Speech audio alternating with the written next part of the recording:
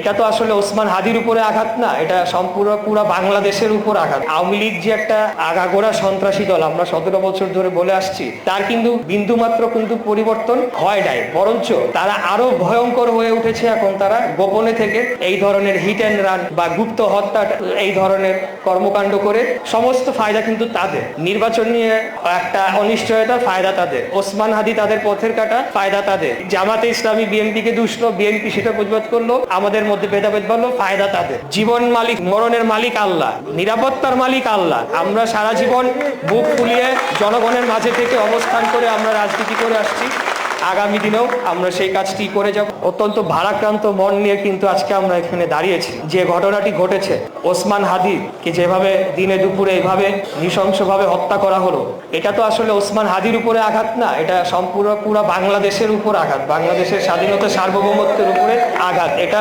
ওসমান হাদি যে যাদের বিরুদ্ধে বা যে আগ্রাসনবাদী যে বৈদেশিক শক্তি রয়েছে, আমাদের পার্শ্ববর্তী দেশ ভারত রয়েছে, তাদের দীর্ঘদিনের আমাদের উপরে শোষণ, নির্যাতন, নিপীড়ন, এবং সেখান থেকে কিভাবে আমরা আমাদের নিজস্ব সংস্কৃতি গড়ে তুলবো, আমরা কিভাবে আমাদের রাজনীতির আমাদের ঢাকা থেকে পরিচালিত হবে, এখানে অন্য কোনো দেশের মুখাপেক্ষী আমরা হব না, এই সকল বিভিন্ন বিষয় উনি সোচ্চার বলিয়ান কণ্ঠ ছিলেন। উনি ন্যায়ের কথা, ইনসাফের কথা বলতেন, এবং উনি কিন্তু একাধিকবার বলেছেন শহীদ প্রেসিডেন্ট জিয়াউর রহমান ওনার অনুপ্রেরণা ছিল, উনি সেই আদলে রাজনীতি করার চেষ্টা করতেন। তাকে যে আজকে এইভাবে নির্মমভাবে হত্যা করা হলো, তারপরে কিন্তু যে কারোরই মনে হতে পারে আমিও তো নামাজ পড়ে বাসায় যাই, তো আমি কি নিরাপদ?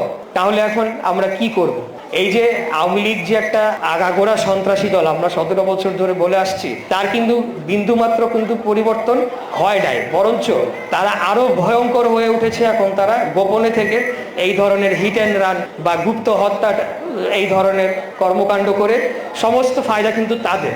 নির্বাচন নিয়ে একটা অনিশ্চয়তা, ফায়দা তাদের। ওসমান হাদি তাদের পথের কাটা, ফায়দা তাদের। জামাতে ইসলামী বিএনপিকে দুষলো, বিএনপি সেটা প্রতিবাদ করলো, আমাদের মধ্যে ভেদাভেদ বাড়লো, ফায়দা তাদের। এখানে একটা ছাত্র সংগঠনের প্রমাণিত হয়েছে যে একটা জঙ্গি কর্মী, তাকে দিয়ে এই কাণ্ডটি ঘটানো হয়েছে, এবং এখানে এটা স্পষ্ট, এটা অস্বীকার করার কোনো সুযোগ নাই। কেউ না কেউ তাকে সহযোগিতা করেছে।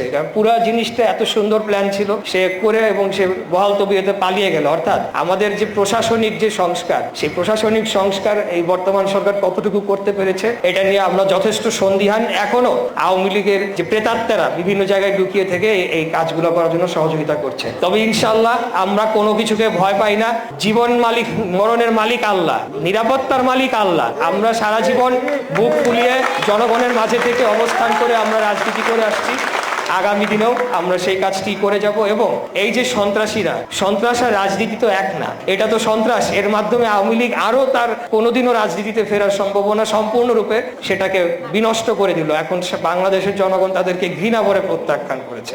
তাই আমরা সেই ধরনের বিষয় আর কোনো কিছু বলার নেই, আমরা সেগুলোকে আশ্রয় প্রশ্রয় দেব না। আমরা আমাদের নীতি আদর্শ, বাংলাদেশ জাতীয়তাবাদের আদর্শ, বাংলাদেশের স্বাধীনতা সার্বভৌমত্ব, বাংলাদেশের জনগণের ভোটের অধিকার, গণতন্ত্র, এইগুলোকে মূলত আমরা সমুন্নত রেখে বাংলাদেশকে সকল যে ছোটখাটো সমস্যা, দীর্ঘমেয়াদের মধ্যমেয়াদের সমস্যা, এগুলোকে উন্নত করার জন্য কাজ করে যাব। এই জলাবদ্ধতার সমস্যাটা যেগুলা যখন আমরা ওই সিজন আসবে, আমার পক্ষে তখন যা যা করণীয় তা তো করবই। আর পরবর্তীতে যদি আরো বড় কোনো দায়িত্ব দল আমাকে দেয়, আপনারা আমাকে দেন, মহান আল্লাহ তাআলা যদি আমাকে দেয়, তাহলে দীর্ঘমেয়াদের ঢাকার যে ড্রেনেজ সিস্টেম, এই ড্রেনেজ সিস্টেমকে কিভাবে তৈরি করলে আর কোনোদিন জলাবদ্ধতা হবে না ঢাকা শহরে, সেই ড্রেনেজ সিস্টেম আমরা নির্মাণ করার জন্য উদ্যোগ নেব ইনশাআল্লাহ। আমরা ওই যে বড় বড়, গতকালকেও আমাদের একটা ট্রেনিং ছিল, আমাদের ভারপ্রাপ্ত চেয়ারম্যান উনি নিজে এমপি প্রার্থীদেরকে বলেছেন যে আমরা বড় বড় মেগা প্রজেক্ট দেখানোর মতো জিনিস এগুলা করতে চাই না। আমরা যেটা প্রয়োজন, কার্যকরী, এবং সেটা সম্পূর্ণ দুর্নীতি মুক্ত, 1 টাকার কাজ যাতে 1 টাকাতেই হয়, 1 টাকার কাজ যাতে 1000 টাকায় না হয়, এইটা আমরা অবশ্যই সবার আগে বন্ধ করব। তারপরে কাজের যে মান সেটা ঠিক হচ্ছে কিনা, দীর্ঘমেয়াদে পরিকল্পনা ঠিক আছে কিনা, শুধু ঢাকার সাথে কিন্তু আশেপাশের যে জেলাগুলা সেটাও সংযুক্ত, এবং বিভিন্ন অনেকগুলা নদী ঢাকার পাশ দিয়ে বয়ে গিয়েছে, সেগুলোর সাথে এই ড্রেনেজ সিস্টেমের একটা কানেকশন রয়েছে, সূত্রতা রয়েছে। তাই এগুলা অনেক কিছু আমাদের স্টাডি করতে, আমাদের পরিকল্পনা রয়েছে, সেগুলো আমরা বাস্তবায়ন করতে চাই। ধীরে ধীরে আমরা সেগুলা ফলাফল জনগণের কাছে পৌঁছে দিতে চাই ইনশাল্লাহ। সামনে যদি সুযোগ পাই, মহান আল্লাহ তাআলা সুযোগ দেন, তাহলে কাজের মধ্যেই প্রমাণ করার চেষ্টা করব যে আমি রাজনীতিতে কেন এসেছি, এবং আপনাদের পাশে আমৃত্যু থাকি কি না সেটা তো আসলে আমৃত্যুর পরে বোঝা যাবে, যে প্রমাণ হবে। আপনাদেরকে আমার অনেক কিছু বলার দরকার নেই, যেহেতু আপনারা নাকি ধানের শীষের পাক্কা ভোটার, তাই আপনাদেরকে নতুন করে বলে না। তাই আপনাদেরকে বলবো, আপনারা যে আরো এলাকার অন্যান্য মহল্লায় গিয়ে আরো 10 জন ভোটারকে আমাদের পরিকল্পনার কথাগুলো বলেন, ঘরে ঘরে পৌঁছায় দেন। তারেক রহমানের কথা, খালেদা জিয়ার কথা, আমাদের বাংলাদেশ জাতীয়তাবাদী দল বিএনপির কথা, ধানের শীষের কথা, আগামী দিনে নতুন বাংলাদেশ গড়ার যে সংকল্প আমরা দেখছি, আপনারা পৌঁছায় দেন। ইনশাল্লাহ আমি বিশ্বাস করি বাংলাদেশের জনগণ বোকা নয়, তারা খুব ভালো করেই জানে, এবং সেটা ব্যালটের মাধ্যমে জবাব তারা সেদিন দিয়ে দেবে। এই বলে আপনাদের কাছে বিদায় নিয়ে আমার বক্তব্য এখানে শেষ করছি। খোদাফেজ। বাংলাদেশ জিন্দাবাদ। বাংলাদেশ জাতীয়তাবাদী দল জিন্দাবাদ। তাদেরকে আপনারা কিছু করছেন? আপনার নুরুল কবির কে সাংবাদিক, তার উপর আপনারা করছেন, হেনস্থা করার চেষ্টা করছেন। আবেগ দিয়ে জীবন চলে না, ঠিক আছে? আর এখন যারা আবেগে নাচতেছেন তাদের জানা উচিত যে এইরকম পরিবেশ কারা তৈরি করছে, তারা কি চাইছিল, তারা এই অস্থিরতাটাই চাইছিল। আপনারা ঠিক সেই ফাঁদে পাড়া দিয়েছেন।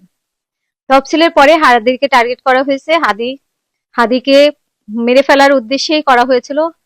মানে ভাগ্যক্রমে হাদি কয়েকদিন বেঁচে ছিল, আর তারপরে পরিস্থিতি এরকম ঘোলাটে করার তাদের টার্গেট ছিল। সেই টার্গেটটা আপনারা পূরণ করতে দিয়েছেন, আপনারা পূরণ করিয়ে দিয়েছেন যাদের টার্গেট ছিল। মানে আমরা এত বোকা, যেই ফাঁদ আমাদের জন্য করা হয়, পাতা হয়, আমরা সেই ফাঁদে পা দেই।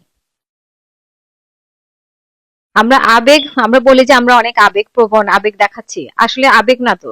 আমাদের জন্য তো এই গর্তটাই করা হয়েছিল, সেই গর্তেই আমরা পড়েছি। তো কার কি লাভ হয়েছে?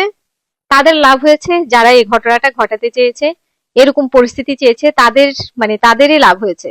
তাদের লাভ করার জন্য আপনারা কাজ করেছেন।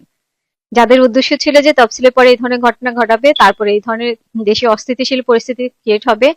এই যে ময়মনসিংহকে যে মানুষটাকে এরকম করা হলো, বলছে যে ধর্ম অবমাননা নামে, কিন্তু ধর্ম তো অবমাননা হয়নি। সেইখানেও একটা মব করা হয়েছে মানুষকে। সে যদি অন্যায় করতো তাকে প্রশাসনের হাতে তুলে দেওয়া হতো, কিন্তু তৌহিদি জনতা, কারা এই তৌহিদি জনতা, তাদের হাতে তুলে দিল ধর্ম অবমাননা নামে। সেখানে তো টাকা পয়সা নিয়ে সমস্যা হচ্ছে, এবং কত অমানবিক। একটা মানুষকে মেরে, পিটিয়ে মেরে ঝুলায়া তারপর আবার করা হলো, আগুন দেওয়া হলো। সেই মানুষ কি মানুষ না? আমি আপনি যেরকম মানুষ, সেই মানুষও তো মানুষ। এরা কারা করতেছে? যারা এটা চেয়েছিল তাদের একটা উদ্দেশ্য আছে, আপনারা সেই উদ্দেশ্যটা ফুলফিল করার জন্য আপনারা সেই দায়িত্ব নিয়ে নিয়েছেন। সে দায়িত্ব নিয়ে আপনারা সেভাবে কাজ করতেছেন।